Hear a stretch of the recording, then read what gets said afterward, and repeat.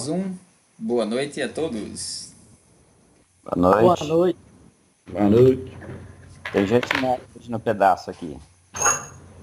Rapazinho chamado Clebson Toro. Opa, Se apresenta aí, Clebson. Vamos pra galera saber quem que você é aí. opa. Bom, boa noite a todos aí. Eu sou um analista, vou dizer que nem até aquele negócio, que nem tem vezes que quando você inicia, você é analista, você é DBA, você é tudo, né? Mas eu, na realidade, assim, meus princípios eu venho desenvolvendo desde a versão Delphi 1. Eu sou que nem o Amarildo aí, que nem o Túlio falou, somos dinossauros aí, né? Diz que nós somos dinossauros, né? E aí agora eu estou aprendendo, né, um pouco aí essas novas tecnologias aí, né? MongoDB e FireMonkey, né? Essas tecnologias novas aí eu estou aprendendo. Mas eu venho desde do Clipper, na realidade, eu iniciei minha vida em desenvolvimento no Clipper, né? Na realidade em Summer 87, depois Clipper e depois o Delphi, e até hoje com o Delphi. E a minha caminhada aí é desenvolver software RP. E estamos agora aí envolvidos agora com o MongoDB, né? E aí estamos produzindo um componente que vai ser free para toda a comunidade aí. E de primeira mão a gente não sei se estamos cogitando aí de dar uma melhoria. O Amarildo entrou no projeto aí para fazer a parte de VSphere do componente para Mongo. Então é isso aí. Nós estamos na caminhada aí, estamos criando um novo perspectiva aí de desenvolvimento usando o Mongo como base de dados e o nosso bom e velho. Mas seja bem-vindo, Clebson. Quem sabe você me ajuda um pouco aqui também. Opa, vamos lá. O que eu puder ajudar, nós estamos aí para contribuir. É isso aí. Aí sim. É isso aí. Bem, nós estamos seguindo o livro do Marco Cantu, aquele Object Pascal Handbook, que ele distribui, né? Então, nós estamos aqui nos vendo todo dia durante a semana, até a gente ver se a gente consegue vencer o livro, né? Nós estamos, assim, o livro tem 500 e poucas páginas, nós estamos hoje vamos começar na 190 e pouco. É onde nós estamos.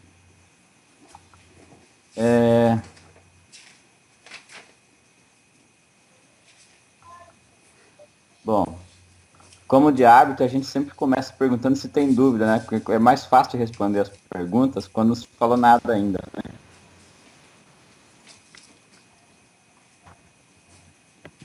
Nós temos dúvidas que vieram de ontem para hoje, não?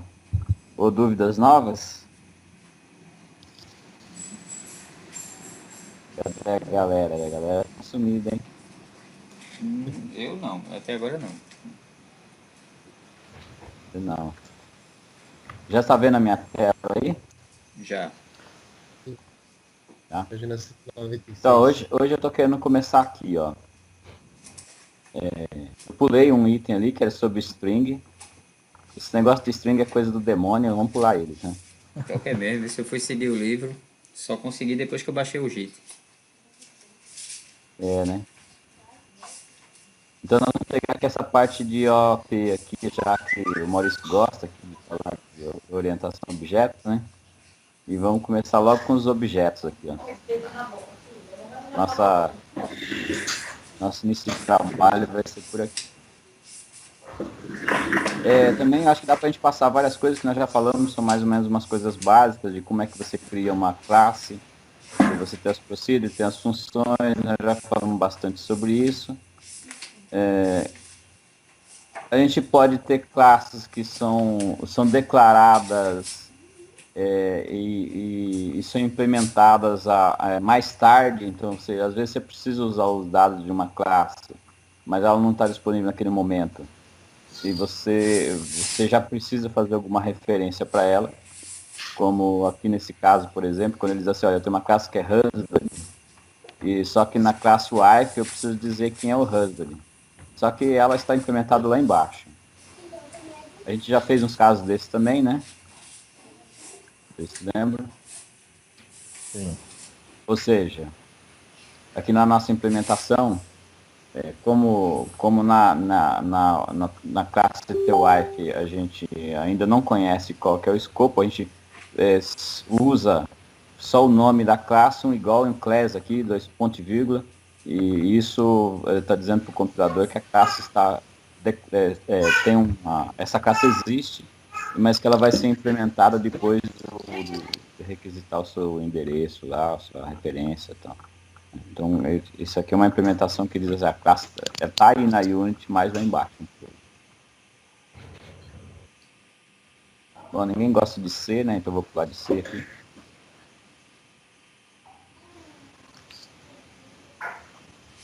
Criar objeto em tempo de execução é uma coisa que é muito comum as pessoas perguntarem. E ele tem aqui algumas situações que ele fala sobre isso. Eu acho que aí, vamos puxar aqui um Delphi. Vamos ver se o Delphi funciona hoje, né? Tem dia, Kleber, se o nosso Delphi não funciona aqui, tá vendo?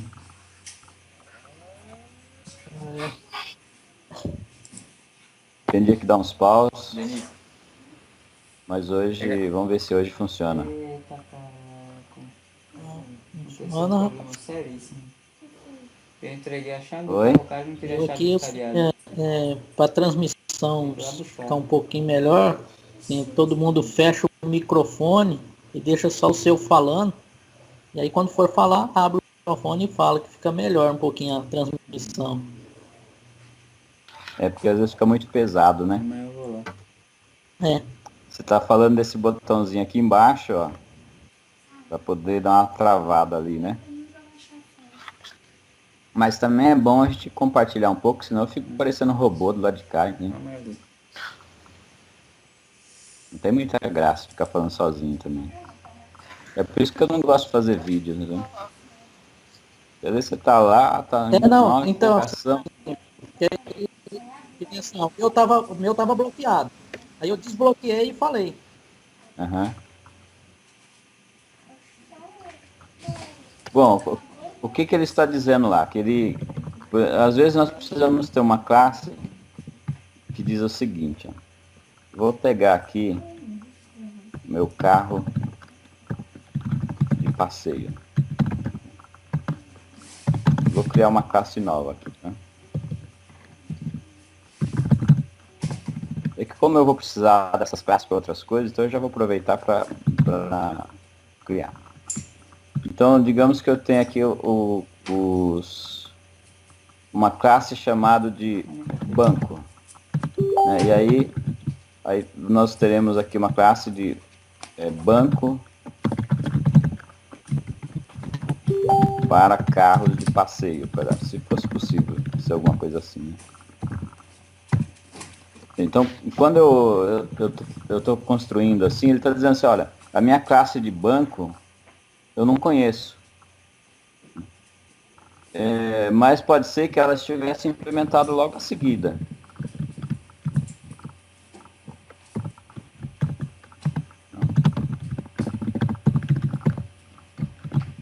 Olha, ele continua ainda reclamando de que não conhece a classe. Por quê? Como ela está logo abaixo, o compilador ainda não sabe fazer uma referência para ela. É isso que eu preciso fazer. Eu preciso dizer para o compilador, assim, olha, eu vou usar uma classe aqui que não está implementada ainda, mas ela vai estar embaixo na Unity.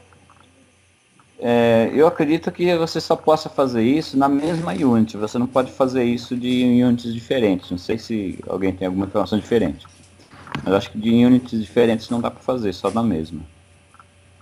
Essa é uma forma de você utilizar uma classe e ainda não estaria implementada, né? Mas aí, depois ele vem falando de como que cria em tempo de execução. Então nós estamos dizendo assim, olha, é fácil eu lidar com uma classe que não tem nada, mas às vezes as pessoas têm dúvida assim, que como é que eu coloco um botão na tela se eu não arrastei e soltei um botão, né? Porque normalmente todo mundo faz assim, né? Ó, vem aqui, coloca um botão aqui. Não entendeu nenhum dúvida. Arrasta, colocou lá. Ou seja, agora eu tenho um botão na tela, mas e se eu não tivesse isso? E se eu quisesse criar um botão durante a execução do programa? Como é que faria? Bom, isso na verdade é regra geral de todas as classes que você pode gerar em tempo de execução. Não é uma coisa específica do botão ou do objeto que você vai arrastar. Quer dizer, isso é uma coisa que faz parte de todos os tipos de objeto do Delphi. Então eu poderia simplesmente dizer lá assim, ó, eu vou ter um botão, então, nem precisaria ter uma variável, mas só por questão didática, isso aqui só, para não ficar muito estranho. Criei em tempo de execução. Como eu preciso de um owner para aquele botão, um dos parâmetros do meu construtor é quem que é o dono do botão. O owner no Delphi ele tem uma finalidade, que é você controlar quem é que é responsável em destruir o botão. Então, você pode criar em tempo de execução e pode dizer que o formulário é responsável também em destruí-lo. Então, o formulário vira um tipo de um container dos componentes que ele tem que controlar também a destruição deles. Isso significa que eu não preciso fazer um free para esse componente obrigatoriamente. Ainda que eu possa fazer, mas não obrigatoriamente. Como eu estou falando especificamente de um botão que vai no formulário, além de ter um owner para ele, eu preciso também dizer em que local ele será apresentado. Então eu preciso dizer assim, olha, se for um painel, por exemplo, se eu tiver aqui um painel na janela, e eu quiser colocar o botão dentro desse painel, eu vou ter que dizer que, apesar do formulário ser o owner do botão, mas eu quero colocar o botão dentro do painel, então eu vou indicar para o botão qual que é o local da sua apresentação, que eles chamam de um parent dele. Eu posso dizer assim que meu parent é meu painel 1. Isso por si só já é suficiente para que a gente tenha um botão lá na tela. Vamos ver se funciona.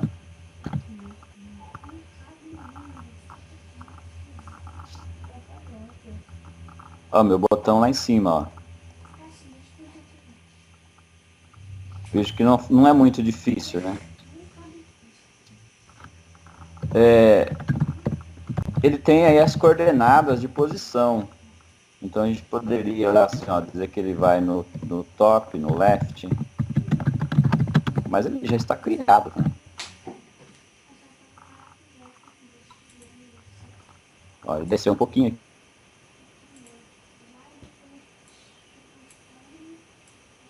Do mesmo jeito que você cria em tempo de execução uma classe que não seja de interface, da mesma forma você cria também os objetos que são da própria interface.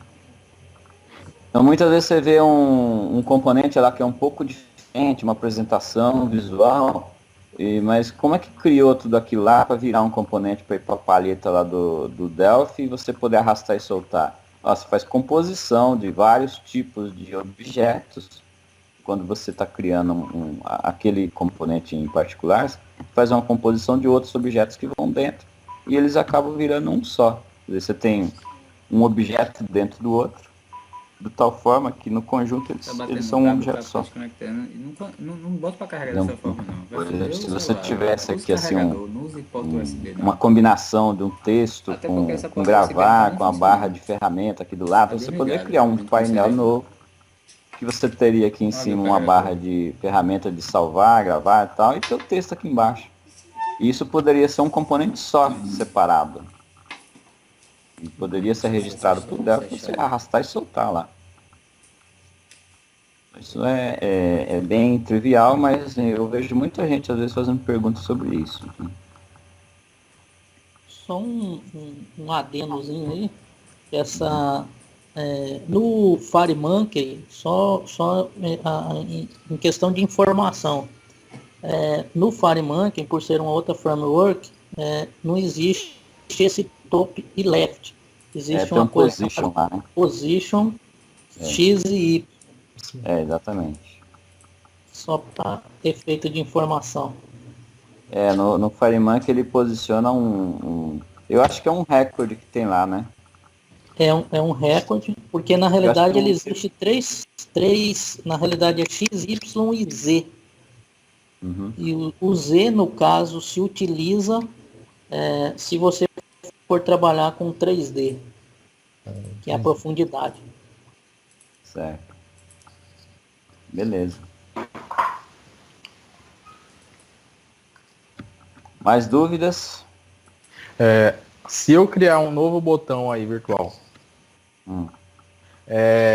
sem colocar o parâmetro do top left, ele vai criar em cima ou abaixo do outro?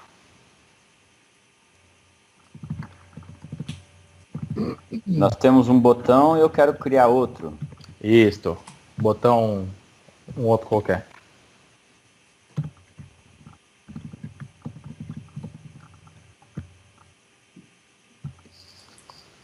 Então tenho 2 botões. Isto.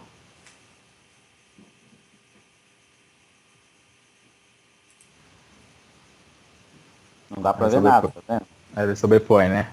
Eles sobrepõem. Na verdade, eles estão um em cima do outro. Porque eles estão na mesma posição. Eu acho, Aí surgiu a dúvida dele seguir a sequência dos botões, uma sequência Então da você outra. teria que posicionar eles de alguma forma, você teria que dizer um outro local. Para que eles não ficassem um sobre o outro.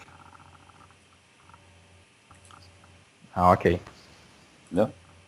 Ou seja, eles coexistem, mas você não tem nem um mouse para clicar, porque eles são exatamente um em cima do outro, e um está tapando o outro. Entendi. Entendeu? Uma coisa aqui que eu fiz, ó, que é curioso, porque eu usei uma variável só para 2 botões. Mas como a gente está falando de um ponteiro para uma classe, significa que enquanto existe essa primeira instância, ele está apontando para um endereço. Quando eu criei o segundo botão, continua existindo aquele endereço na memória, mas eu criei um outro ponteiro para outra instância. Então agora eu só consigo acessar de forma direta no BTN o último que eu criei. Mas não que matou o primeiro. Né? O primeiro não morreu. Eu simplesmente perdi o endereçamento de referência dele. Entendi. Aí nesse caso teria que criar uma nova variável. Se você precisasse, de fato, acessar as duas instâncias separadas que coexistissem, você teria que ter 2 nomes diferentes. Na verdade, eu nem precisaria disso, porque eu poderia simplesmente instanciar e dizer assim, eu quero que use um tbutton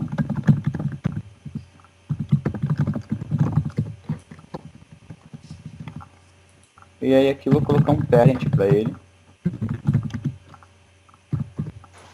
e um left, um 100, mas vamos colocar um top 100 aqui também. Nem precisei ter uma variável. Ou seja, eu não tenho um endereçamento da instância. Ele ficou isso tudo carregado na memória da carga do formulário. Entendi. Entendeu?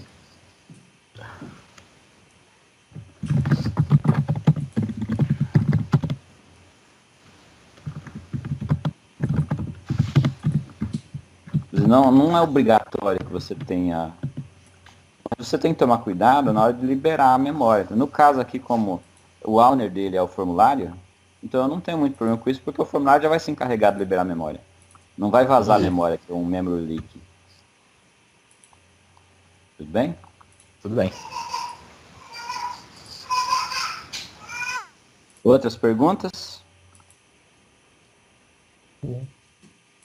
Quem mais tem pergunta? A criação desse botão, como ele é um botão meio virtual, eu consigo colocar ele em outro...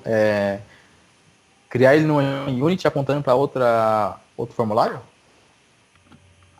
Ó, você até consegue, mas tem que tomar cuidado com o problema de vazamento de memória. Ah, Você entendi. tem que fazer uma mecânica lá para não se perder nisso.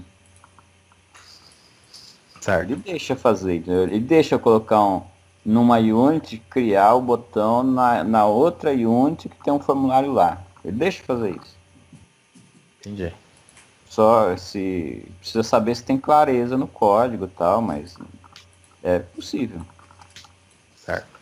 Aí só um adendo, no caso, para fazer isso aí, você tem que usar, no caso, o Observer, que é um padrão justamente para esse tipo de coisa, porque com o Observer você pode passar a informação de um objeto para o outro, na realidade ele fica enxergando, por exemplo, tem alguma ação para eu fazer, porque na realidade tem algumas coisas em comum entre esses objetos. Aí você pode usar, porque aí ele automaticamente, aquele cara que seria para dar o aviso para ele, ó, fui destruído. No caso tem que usar o padrão Observer, aí dá para fazer tranquilo, sem ter o problema de esquecer para trás, entendeu? Gera memory leak. Ok. Quando a gente for falar de interface, eu vou abordar um pouco sobre isso que você está dizendo. Eu não gosto muito de fazer esse modelo que você está dizendo quando é objeto, né? Porque a gente se perde nesses controles de instância. Mas na interface eu gosto dessa ideia, sim. Legal. O pessoal todo que constrói MVC, constrói mais ou menos nessa linha aí, não é, Cleberson? Isso, é o padrão, que assim, o padrão Observer, na realidade, justamente com o MVC, na realidade, utiliza o padrão Observer. Senão ele não conseguiria as camadas conversar entre si, né, na realidade, né? Então o padrão Observer, na realidade, se enquadra muito bem para usar MVC, né? Que é essa questão de você tem os eventos comunicando entre os objetos, tem um evento, na realidade, então, o padrão, é um padrão chamado padrão Observer, porque tem outros padrões também, mas esse é o padrão que é utilizado, que é o que melhor se adequa a essa estrutura de MVC. Legal.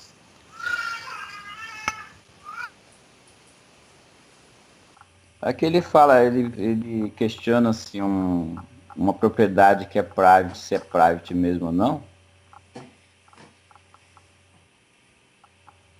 E por que eles introduziram um strict private, se você tinha um private? Quer dizer, tem um private mais private do que outro.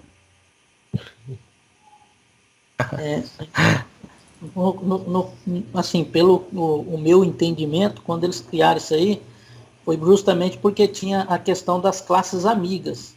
Então, quando você tem várias classes dentro da mesma unit, você consegue acessar todas as variáveis, né? Mesmo estando em private, você consegue acessar de uma para outra. Mas mesmo estando a classe ali junto, eu quero ter uma variável que eu não quero que aquela outra classe acesse aquela variável. Por algum motivo, que faça algum processamento que é exclusivo da classe. Então aí tem a strict private, que é igual, que nem aí você criou aí a classe carro, classe banco carro. A classe banco carro, por estar dentro da mesma unit, ela é uma classe amiga. Só que por algum motivo, por exemplo, eu quero ter uma variável lá, que nem lá, você criou uma variável f private. Eu de dentro da classe banco, eu consigo acessar diretamente a variável f private. Agora, se eu criar uma strict private, somente a classe tem acesso a ela. Não sei se foi claro. Então você está dizendo assim, ó, que eu consigo... Não, aqui não dá muito certo, mas tem que mudar aqui um pouco. Ó. Não, dá. Vou mudar isso aqui, ó. Vou colocar ela aqui para baixo. vou colocar esse init aqui em cima. Então você está dizendo o seguinte, que como essa classe aqui faz uso, então meu fbanco enxerga o fprivate1. Ó, eu consigo enxergar.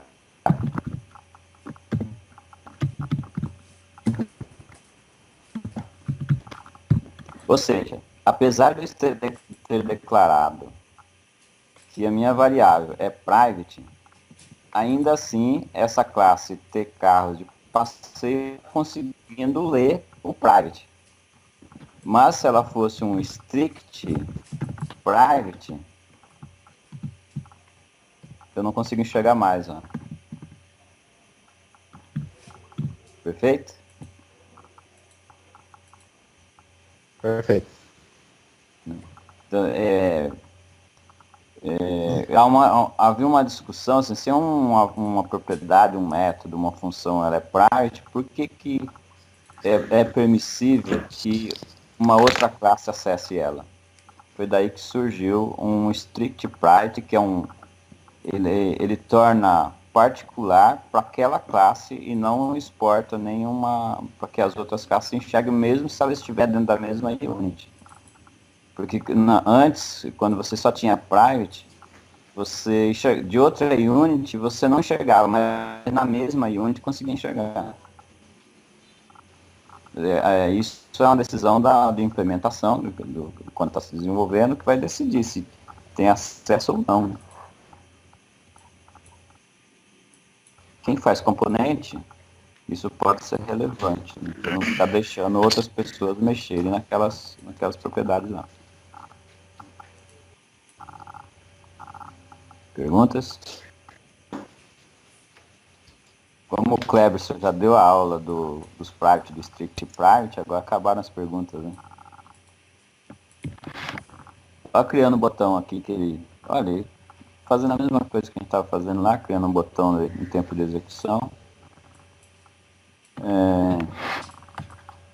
Os construtores, que a gente ainda não falou ainda, que é você fazer sobrecarga de construtores. Então, para fazer sobrecarga, eu preciso ter herança de objeto. Então, normalmente,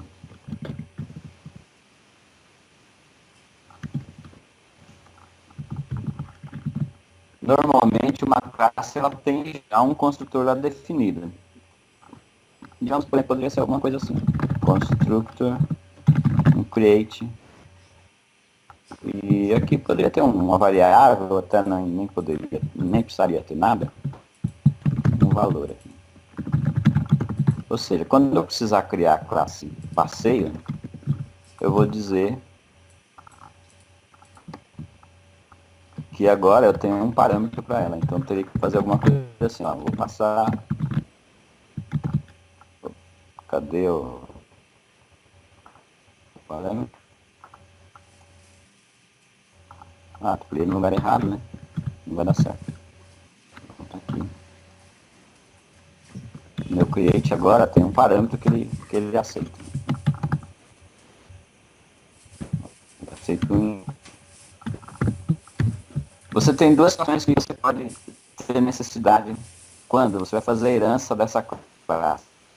Pode ser que simplesmente herdar o que tinha no pai lá da classe e executar alguma coisa. Bom, isso também já visto como fazer. Agora eu preciso que para conseguir fazer essa herança e substituir o mesmo dado, eu precisaria que então aquele construtor virasse um virtual. Mas às vezes você quer um outro construtor que tenha outra assinatura. Então, digamos, você quer um segundo construtor que tenha, talvez tenha aqui a data. Só não pode ser igual. Mas o restante você pode fazer sobrecarga com assinaturas diferentes. diferentes. Create overload. Ou seja, agora eu consigo ter 2 construtores para aquela classe. Eu posso ter um construtor na classe 1. Eu posso ter um construtor que vai a um parâmetro. O que eu esqueci aqui que pulou? Ah, ele está dizendo que eu preciso de um overload agora também aqui. Ó. Vamos ver se está compilando. Não compilou. Por que ele não compilou?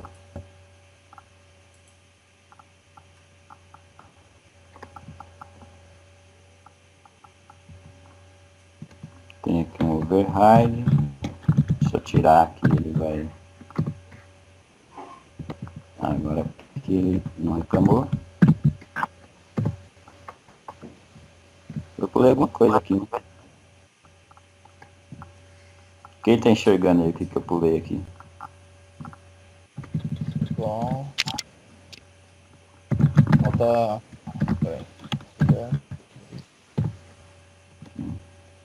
Não, aqui ele tá dizendo que eu preciso. Acho que tem que ser invertido, né? Não, não é não.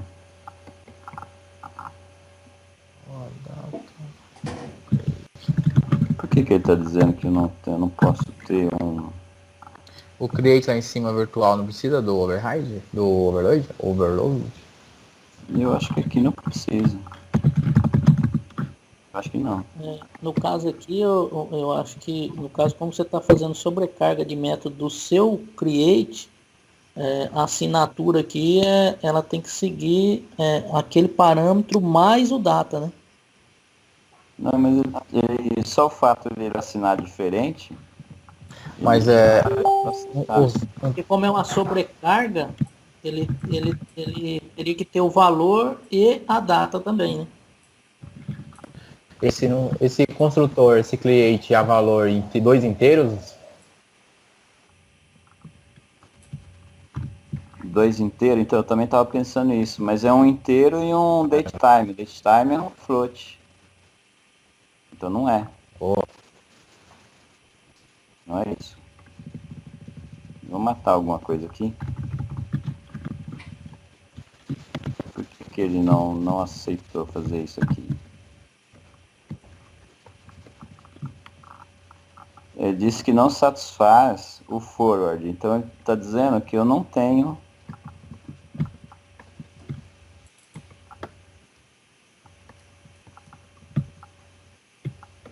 Poxa, mas eu tenho um forward para ele aqui. Esse Ctrl S aqui, um overload.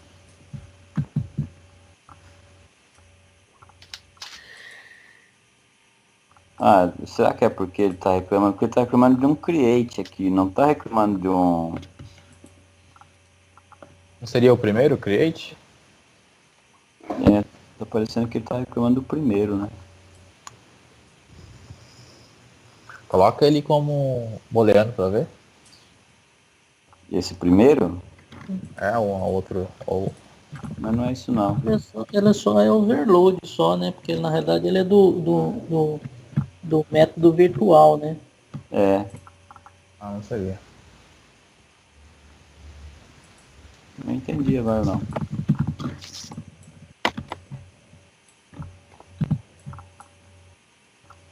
Porque na realidade ali é o seguinte, como o seu método virtual, o create do método virtual já é pré-definido, na realidade você está só implementando o construtor virtual.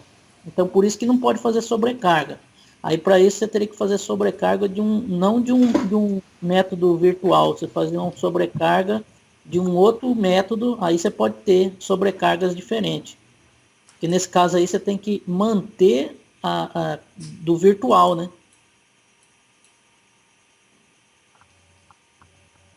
Mas aí eu não faria a herança, né? Por isso que ele está reclamando, porque o seu virtual, como você definiu o virtual lá, você está automaticamente forçando que seja daquele tipo ali, para você reescrever ele, né? Agora, desse jeito aqui embaixo, aqui, sem ser de um método virtual, você pode fazer sobrecarga de método. Aí tem um que é com um parâmetro, outro com outro, igual tem no Delphi, tem muito. Tem Isso bastante. aí.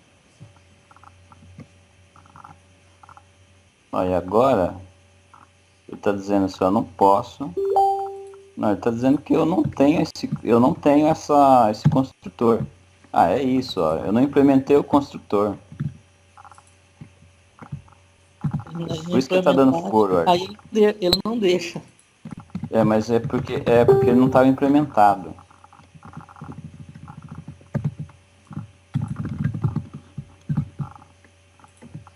E agora? Por que ele não pode fazer override para um não virtual? Não deu certo não. Ou seja, ele continua reclamando que o construtor não é.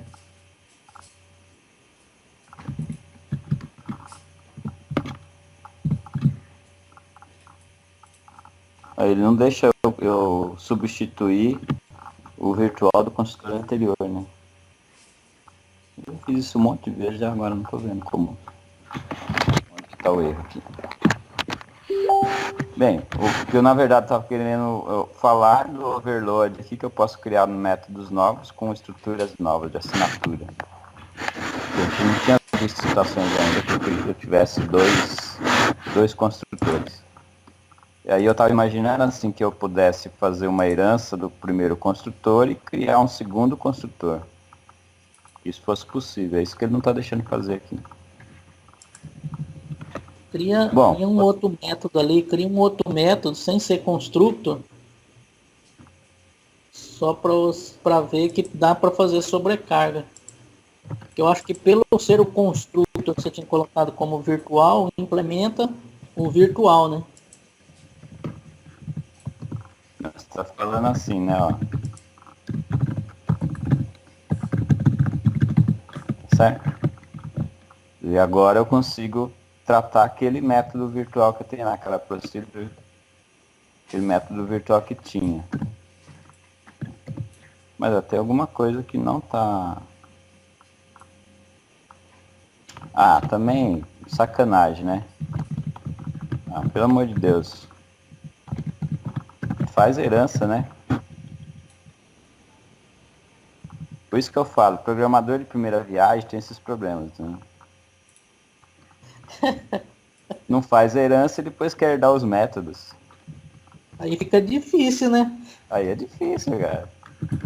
Agora ele vai aceitar, não é possível que.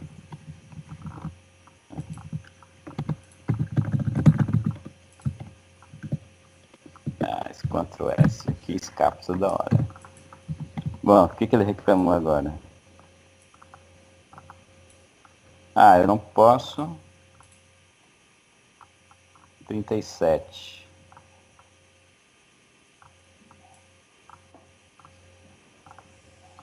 Não posso ter depois. Acho que aqui é a ordem que ele. Eu nunca. Aí, é isso aí, ó. Ou seja, o erro aqui é porque não estava fazendo herança. Beleza? No caso, como não tinha herança, não teria como ele enxergar o É método. isso que ele estava reclamando lá embaixo. Por isso que ele estava dizendo assim, ó. Eu não tenho um método virtual para herdar. Não posso herdar alguma coisa que eu não conheço. Né? Então é porque eu não estava fazendo herança, era uma classe separada aqui. Ou seja, tem que estar para fazer isso, para fazer sobrecarga ou trabalhar com as heranças, tem que ter uma classe que herda de outra. É aí que está o erro. Perfeito. Beleza? Achamos? Beleza. Pelo menos eu passei menos vergonha, né, Cleberson? Na verdade, como você ficou olhando aqui embaixo, você não olha lá em cima. É. Aí ele fala um pouco aqui dos construtores, dos destrutores. Criar classe. Também aqui. A única coisa que eles usam free aqui, mas toda vez que você cria, toda vez que você instancia uma classe, o certo é você criar e destruir ela, né? Então isso não pode esquecer. O Delphi é terrível. Ele não perdoa se você esquecer um free aqui, ou agora um dispose. Nesse ponto aí é que nem alguns. Exatamente, ele não tem o tal do Carbation Collection. Coletor de lixo. O pessoal de C adora falar isso, né? Que nós temos coletor de lixo, mas no Delphi não tem, né? Então não pode esquecer jamais de você criar uma classe e destruí-la. No caso aqui, ó, eu não tenho um owner, um proprietário da classe para gerenciar a sua destruição. Então eu tenho que criar e destruir na mão. Não pode esquecer de colocar o file lá. Os overloads. Os caras de Java também falam isso, mas eu falo, porque vocês não ficam cuidando dos objetos, né? Pelo menos a gente tem que cuidar do objeto, né?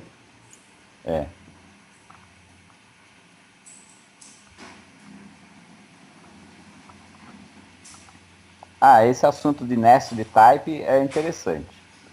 Isso, eu não lembro que Delphi é que foi introduzido isso, que é você poder ter dentro de uma declaração de classe uma outra classe.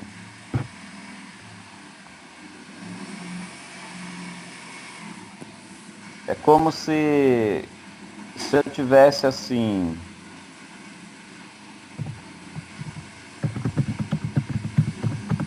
Então tem um outro tipo de classe dentro dessa classe, ter pinturas.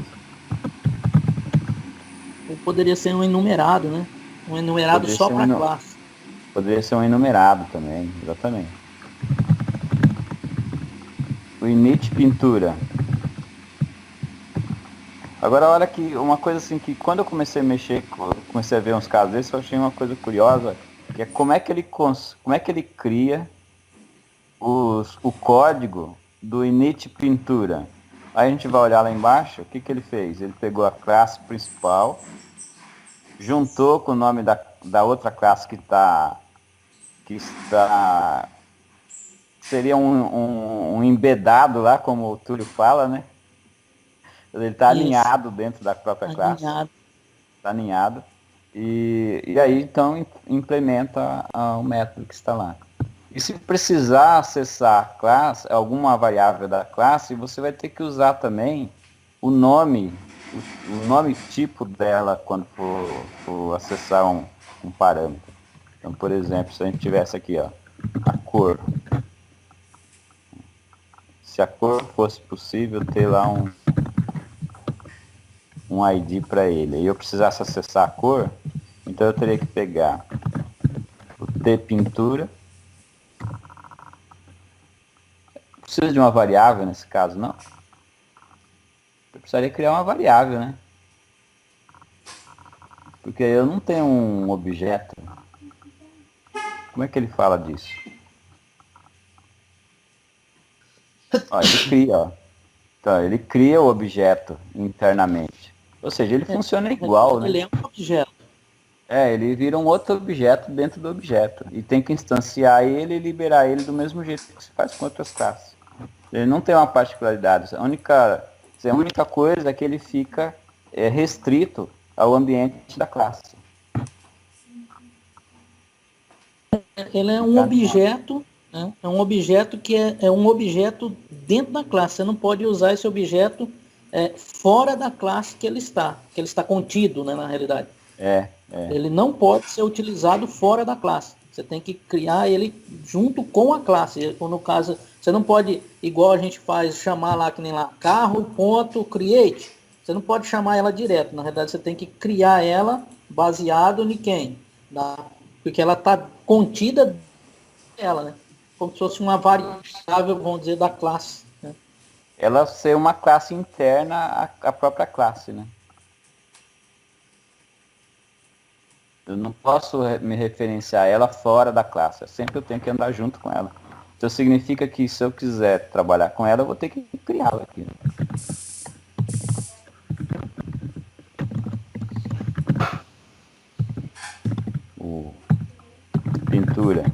E eu tenho que criar. É isso que ele está dizendo lá. Ó. Agora, o que você está dizendo também, aqui eu ia fazer o create, o free, etc. Mas o que você está dizendo também é assim, eu não posso agora pegar essa classe e digamos que eu venho aqui no formulário, aqui, ó. Digamos que eu estou no formulário tentando usar aquela classe lá. Será que eu tenho um pintura aqui?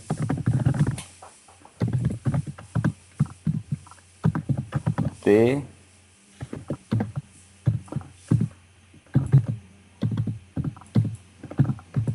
Não tenho, tá vendo? Como é que eu vou referenciar ela? Ou seja, ela não é visível. Você tem que referenciar a classe para referenciar ela. É. Senão você não Ah, você não é. Mas você já não consegue criar uma variável externa, tem que ser tudo interno.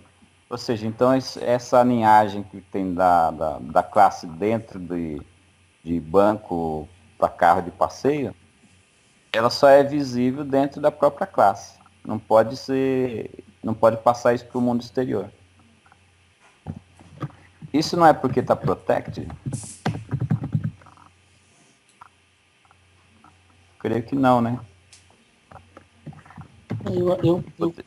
Dos que eu vi Olha lá, alguns utilizando enumerado. Então, assim, você pode usar, mas você tem que usar sempre o nome da classe pai, vamos dizer, junto com ela, que seria filho, vamos dizer assim, uma classe filha, né? Então, uma ideia meia grosseira no seguinte sentido de falar que você tem que sempre chamar o objeto principal para depois chamar ele. Diferente de quando você cria um type lá em cima, um enumerado lá em cima, por exemplo, fora de estar dentro de uma classe, você pode criar um enumerado separado em qualquer momento.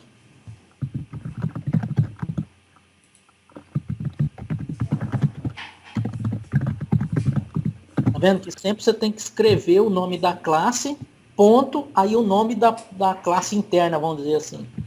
mas eu achava que ela não poderia ser utilizada fora da própria classe, mas você viu que como eu disse que ela é pública, ele deixou fazer. Não, mas você pode, mas é isso que eu estou falando, mas você pode, mas você não pode instanciar ela diretamente, só ter pintura, por exemplo, você não pode. Você tem que sempre Não, ele não pode, porque ela sempre é um endereçamento. Tal, e aí ter pintura, entendeu? Ó, ele conseguiu lidar com ela. Ou seja, é possível que então, mesmo no código externo, utilizar aquela classe que está internamente na outra. Isso foi possível porque provavelmente foi porque eu coloquei pública aqui, ó. Exatamente, porque você colocou visível para público. Agora aqui tem o problema do private ser na mesma unit, né? Agora ele travou. Beleza. Fechamos mais um item. Como é que estão as dúvidas? Essa parte aí ficou meio complicadinha. Complicado? Da parte da sobrecarga do construtor aí. Sobrecarga. Tá falando da sobrecarga que nós estamos fazendo ou na herança ou criando um método novo? Uhum. É isso? Isso.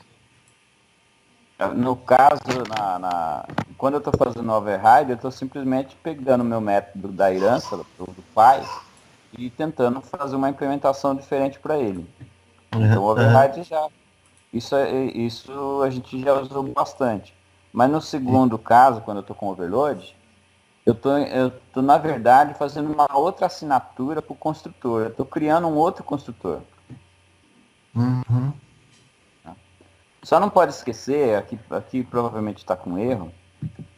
Se eu fosse olhar o código direitinho, eu estaria com erro, porque eu não fiz uma herança, um inherit aqui, ó, para chamar a classe pai. Isso. certo.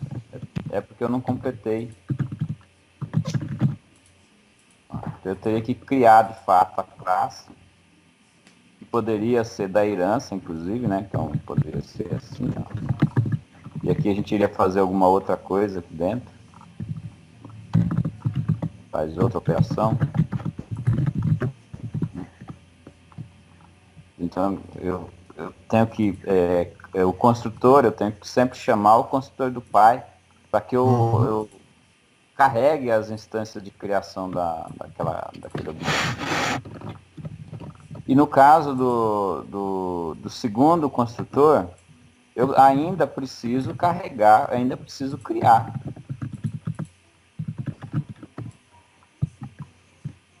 No caso era um booleano, pode ser que eu tivesse que fazer um fake aqui, né? E passar um valor fake para ele.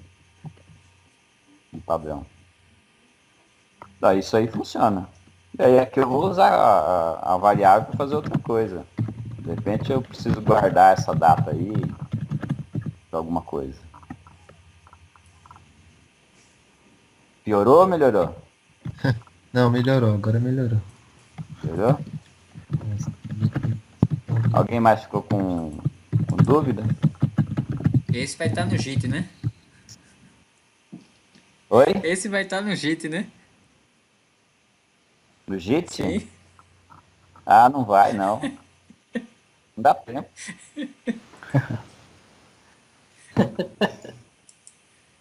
Não dá tempo não, tem que gravar aí.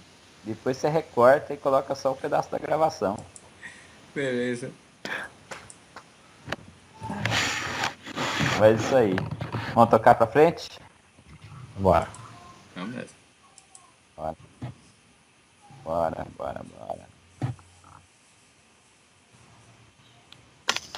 Bom, terminamos aquele capítulo lá, hein?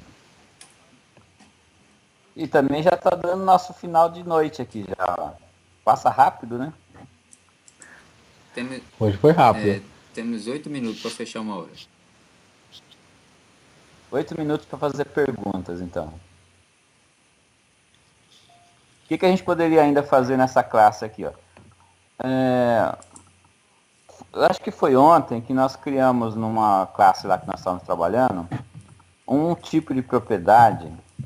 Normalmente as propriedades são mais diretas, assim, né?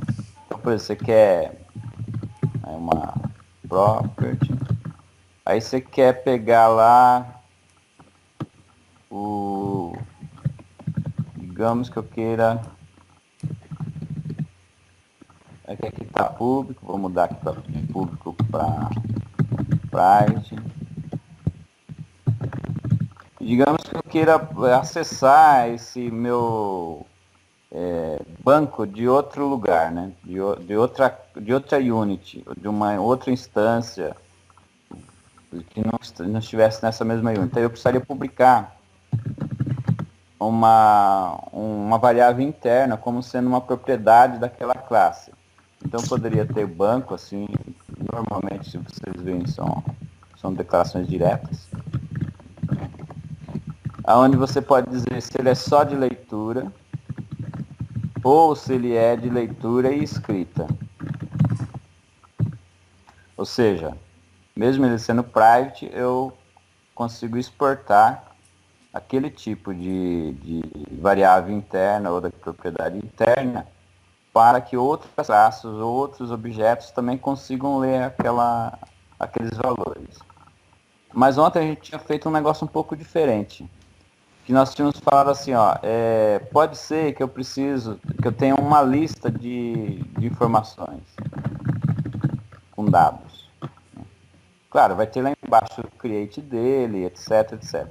Mas se eu quiser exportar alguma coisa da lista, mas não quiser exportar a lista inteira, digamos que eu queira assim.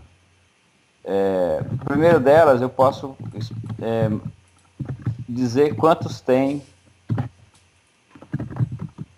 um count lá que retorna quantos itens tem na lista. Mas como ela não é pública, ela é private, eu teria que acessar os itens da lista.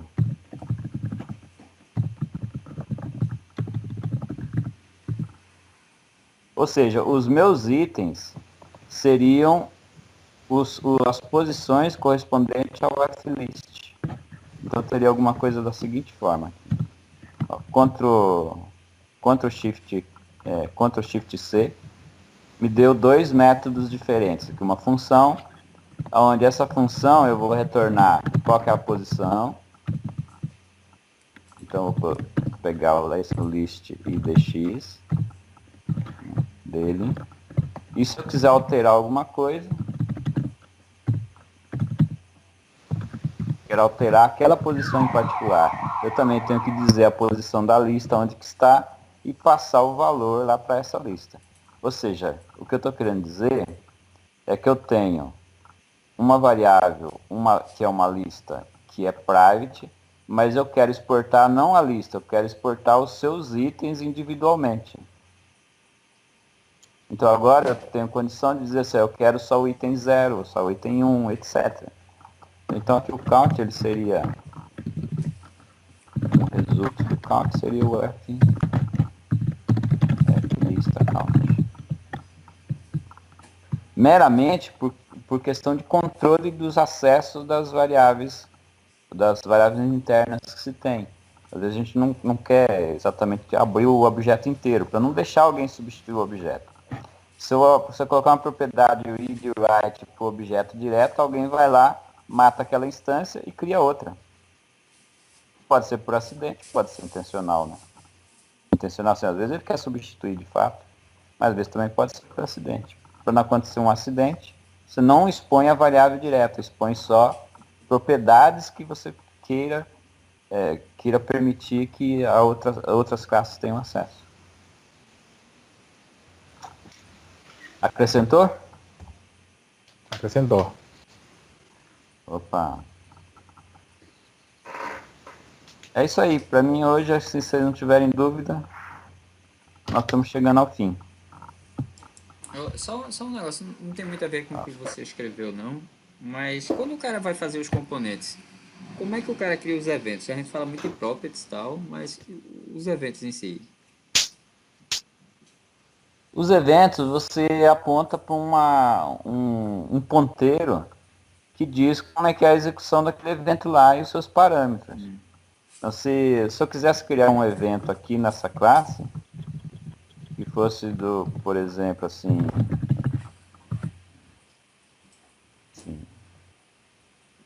vamos ver aqui, after init, por exemplo.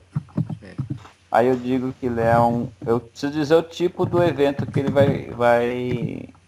vai tratar. Então criei o evento lá, ou seja, criei um ponteiro que diz aonde que eu tenho um evento que eu posso apontar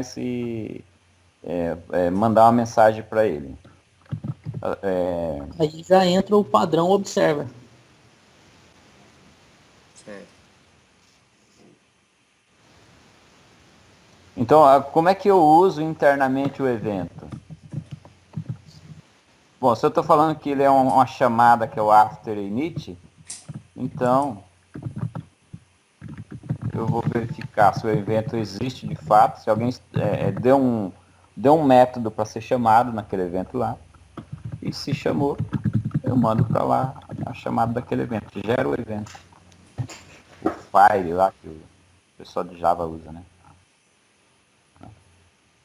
Então, o que criou na property? Criou uma entrada para um ponteiro externo, que aí é isso que se chama de evento, né? Toda vez que acontecer um init, eu disparo o evento after init. Então quem criou a classe pode dizer aonde é que esse after init aí vai ser disparado. Então se fosse aqui no formulário, a gente poderia ter, eu não tenho carro de passeio aqui, né? Mas poderia ter aqui o carro de passeio 1. E aí aqui eu tenho um after init. Então executa after init. É o meu evento. Então o meu evento vai ser disparado nesse cara aí. Então, toda vez que executar o init dele, o evento, o formulário vai receber um evento de que ele foi iniciado. Então, para colocar um evento aqui, eu teria que criar o próprio.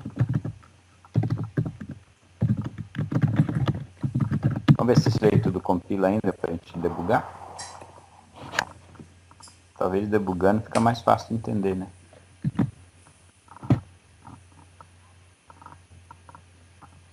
Ó, criei o objeto, apontei o meu execute after init, ou seja, quem que é ele? Ele está aqui, ó, que vai mostrar para mim uma mensagem.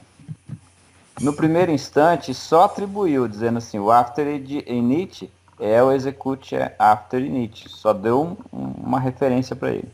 Agora que começou a fazer o init, foi lá no init da classe, está instanciado o evento? Está instanciado, manda executar. Ó, voltou para o formulário. Um evento. Show. Ficou confuso, Maurício? Não, legal. Foi muito rápido? Não, foi não. Foi bom para entender, porque eu vejo muita gente falando, né, só de criar as propriedades e os eventos dessa forma aí, a gente vê pouco exemplo, né? A não ser que pega aquele livro mesmo de criação de componente ou vá atrás daquele negócio de criar componente da embarcadeira lá no DocWiki. Então, no caso aqui, os eventos são métodos de outras classes, normalmente, às vezes até da própria classe, né? Não quer dizer que tem que necessariamente ser de outro. Que quando acontecer tal fato, vai ser chamado aquele evento lá. Uhum. E aqui no exemplo, a gente tá chamando um evento que está no formulário, e não dentro da classe de passeio 1. Uhum. Tudo bem? Beleza. Tudo bem. Isso aí. Mais perguntas? Leonardo? Não, Não? não. Então, senhores, se nós não temos mais perguntas, vamos Vamos descansar? lá. Vamos lá. Uma boa noite a Boa todos. noite a todos. Boa noite, bom Boa Só para descanso. informação, confirmamos mais um Até amanhã. cabo, viu, internacional lá pro evento. Isso aí. Vamos em frente. Até amanhã, pessoal. Boa noite Boa para vocês. Boa noite, bom Boa descanso. noite.